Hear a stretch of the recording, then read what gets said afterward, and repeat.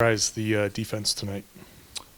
Probably not as good as the last couple of games, but I also think not having Rob and Jalen probably contributes a little bit to that. We didn't have Jalen obviously the other night, but I thought that we weren't quite as solid on off the ball actions. They played a unique style to what they normally do. They switched 1 through 5 on every screen, pick and roll or ball screens and off the ball screens. And I thought we started the game with good presence. We had forced 5 turnovers in the first 5 minutes. And I thought that our offensive lull, as we got more used to what they were doing, I thought took away from our defensive intensity a little bit. Probably not all that unusual. But there's going to be games like this. I mean, those guys are going to win a slugfest against us if it's just judged by a slugfest. They're just bigger and stronger.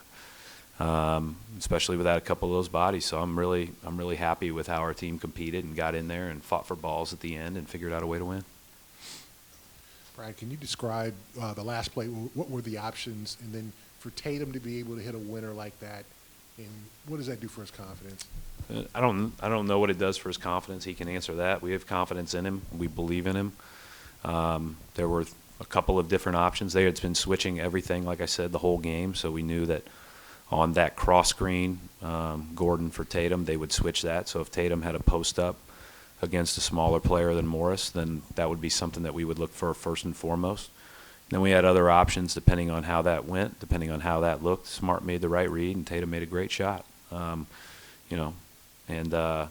think it's a good answer because, not coming up with that defensive rebound and then not being able to get out to the three-point line the play before is we probably should have played that a little different.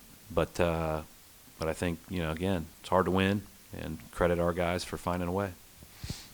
Hey, Brad. I guess you guys haven't had someone with that steady a free throw presence like Kemba in a couple of seasons, but just how much does that change the offense for you? You mean ability to get to the line and make? It's huge. His ability to get to the line, and you see when he draws contact, he draws contact. I mean, the one time when Morris jumped up, Morris leveled him. It was a good hard foul, and Kemba got right up and knocked in the free throws. I mean, he's a tough guy. I said this yesterday. He takes hits. He makes foul shots. He's available every day. And he got 2 or 3 of the biggest rebounds of the night for us, running in transition. He jumped up over everybody one time. So he's a tough guy. We're glad he's here.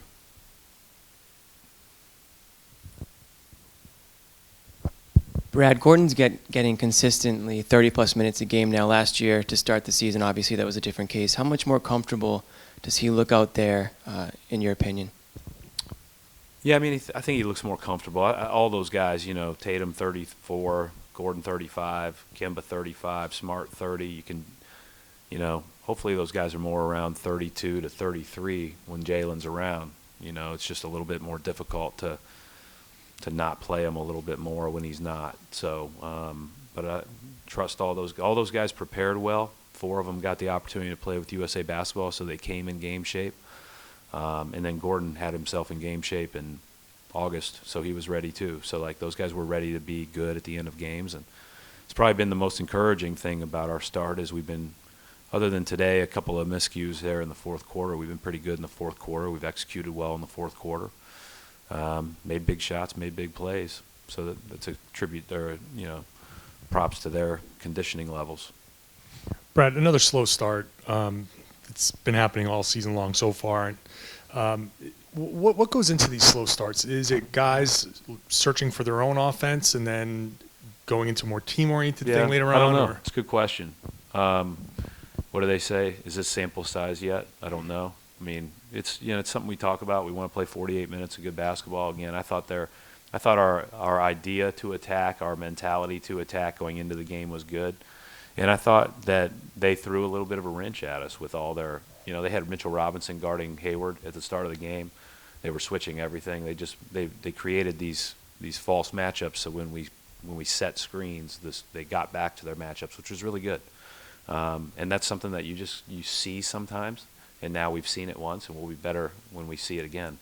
And I think that took us out of our, attack mode a little bit tonight. how that relates to the other 4 games, that's a good question. I mean, if we start slow and win more often than not, I guess we'll take it, but we definitely want to get our starts better. Brad, what makes Tice such an effective shot blocker? Good question. I'd say long arms. He's usually in the right position, very quick off his feet. If you're not in the right position, none of that matters. Unless you're Mitchell Robinson, then you can just be wherever and you can block everything. Brad, how big of a deal is it to you to see your team respond instantly after Marcus makes that big shot and you guys come down and execute the way you did? Is that an important sign I'm not. for you? Yeah, I think we've learned a lot about ourselves with our desire to respond and our ability to respond. So I'm excited about that.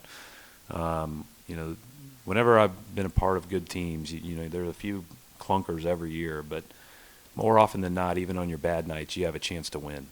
And I think that that's usually a sign of a good team. And so, you know, you're not always going to come out on top. The shot's not always going to go in, but if you stay the course and do it enough of the time, then you get a chance.